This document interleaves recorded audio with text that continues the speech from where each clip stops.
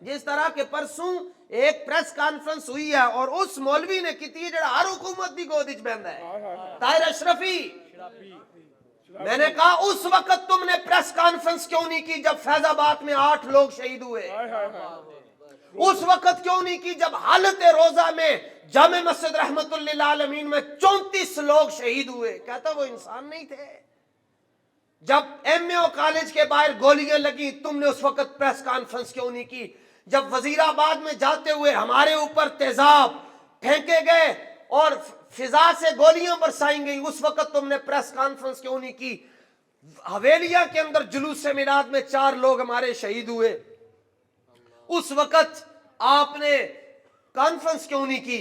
کہتا آپ کو پتہ نہیں ہے کہ میں وہ مولوی نہیں ہوں جو حق کے ساتھ کھڑا ہوتا ہوں، بلکہ میں تو وہ مولوی ہوں جنہیں لایا گلی اودے نال ٹر چلی. مولوی ہو تو مجدد الفسانی جیسا، مولوی ہو تو امام اعظم ابو حنیفہ جیسا،